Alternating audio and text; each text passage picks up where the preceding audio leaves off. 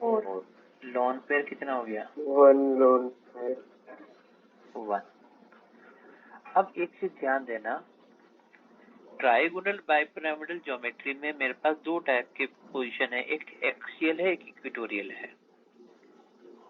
जब भी हमें लॉन पेयर को रखना होता है तो कहाँ रखते हैं, एक्सियल पर या इक्वेटोरियल पर? Equatorial. Equatorial. Trigonal bipyramidal geometry में लॉन पेयर चाहे एक हो, चाहे दो हो, चाहे तीन हो, we always put lone pair on equatorial position. ऐसा करने पर जो रिपल्शन है वो मिनिमम होता है। तो अब अगर एक ही लॉन पेयर है तो एक काम करता हूँ, उसको ऐसे दिखाता हूँ मैं। लिखने का तरीका, इसको ट्रायंगल ऐसा बना लेते हैं। फिर हमने लिखा एक सल्फर,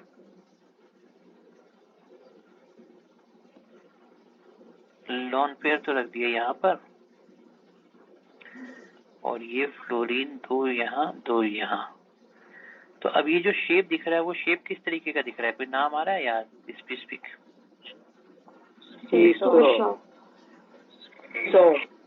सीसो शेप कहते हैं। तो SF4 का सीसो शेप हो गया, ठीक है। अच्छा, तो अब हमने लिया ClF3। ClF3 n की वैल्यू 7 + 3/2।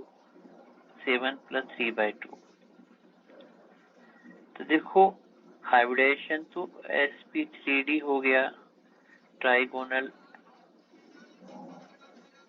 बाइपिरामिडल ज्योमेट्री हो गई,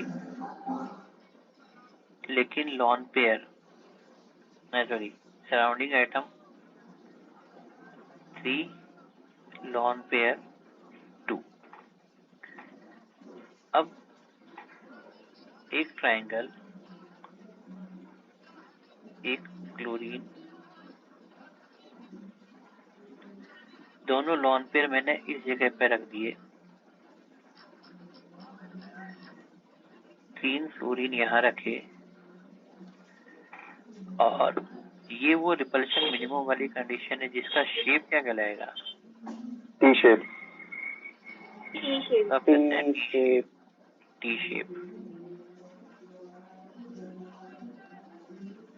तो ClF3 में यहाँ पर टी शेप हो गया। फिर मैंने लिखा XeF2। XeF2 n काउंट करें तो 8 + 2/2 5 sp3d।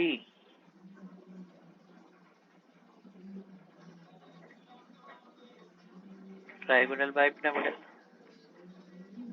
बट सराउंडिंग एटम तो ओनली 2 है, लॉन पेयर 3 हो गए।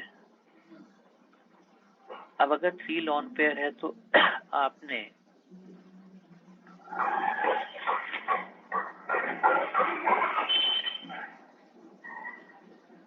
इन तीनों लॉन पेयर को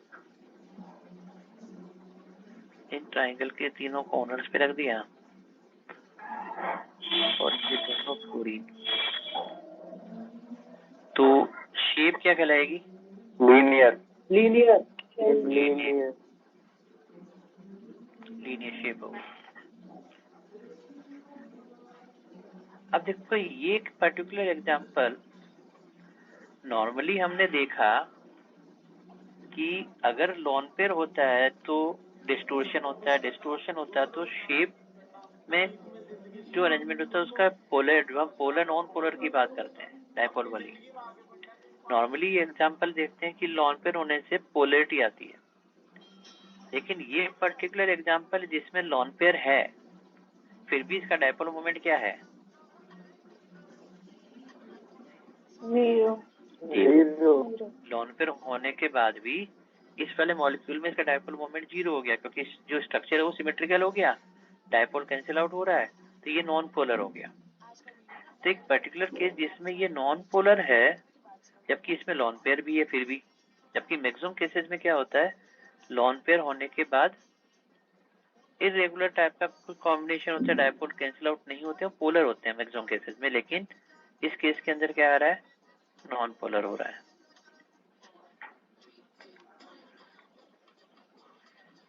अच्छा, अब हमने एग्जांपल लिया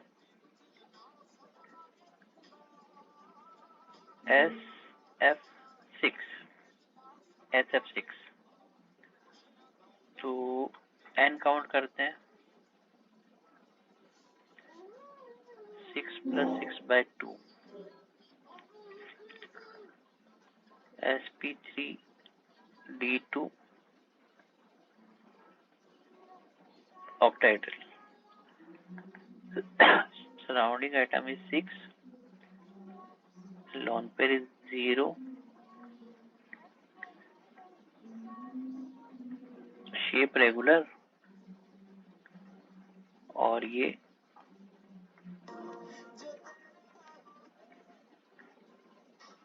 SF6 हो गया।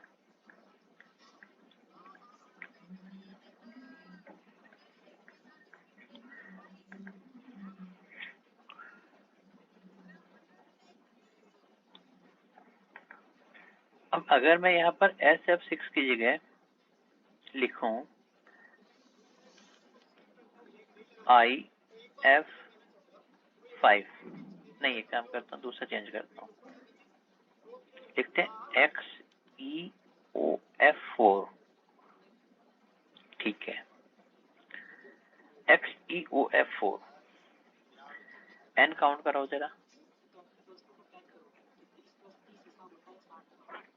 8 प्लस ऑक्सीजन का 0 प्लस और फ्लोरीन का 4/2, 6, n की वैल्यू 6 हो गई, तो sp3d2 ऑक्टेहेड्रल,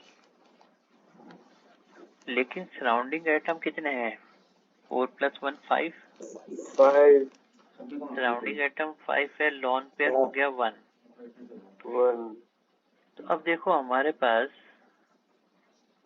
ये तो हो गया Xe,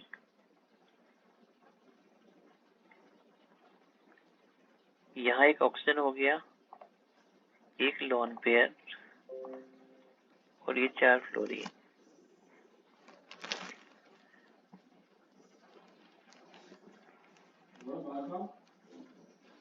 चाचा उसमें ही होएगी, तो शेप क्या कहलाएगी, square pyramidal, very good.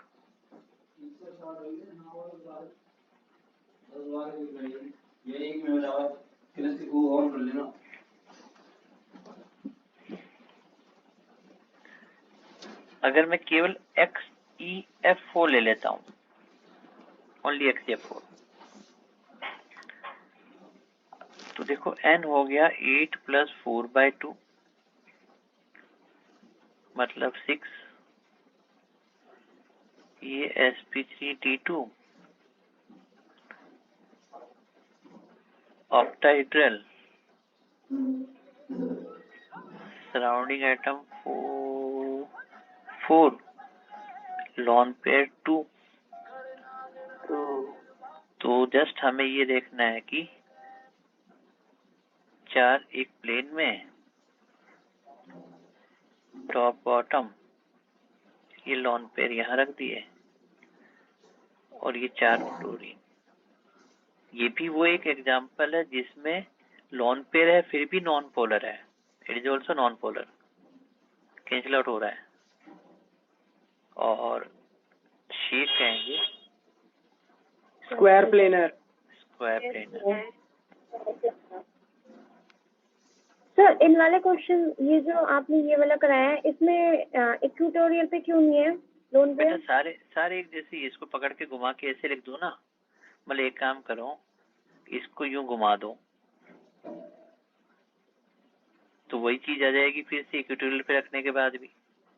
Octahedral में तो विजुअलाइज करने का तरीका अलग है, सारे एक जैसे दिखते हैं, चाहे टॉप से देखो साइड से देखो, octahedral geometry all are identical. इसको मैं इक्वेटोरियल कहूँ या एक्सेल कहूँ, इक्वेटोरियल पे रखेंगे तभी घुमा के देखोगे तो सेम दिखेंगे।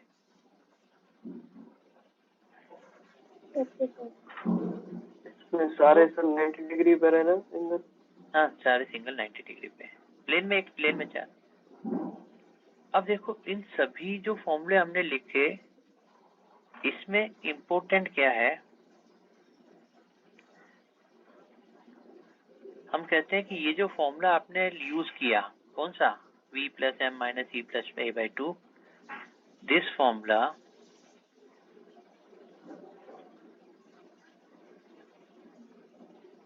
is valid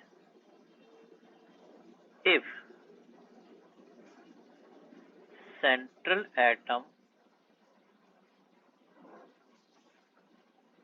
belongs to S block or P block elements। अगर सेंट्रल एटम S या P ब्लॉक है, देखो S ब्लॉक में केवल बेरिलियम को छोड़ के बाकी और कोई नहीं आ रहा है, मेनली ये कि सारे सेंट्रल एटम P ब्लॉक वाले हैं, ठीक है। लेकिन हम स्टार लगा कर कहते हैं it is not valid, it is not valid if central atom belongs to D block or F block elements।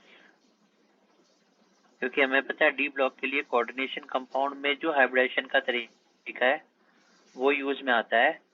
ये formula v plus M minus E plus A by 2 valid नहीं करते हैं, ओनली दिस इज वैलिड जब central atom S या P block का होता है, majorly P block है, एस ब्लॉक में केवल बेरिलियम है।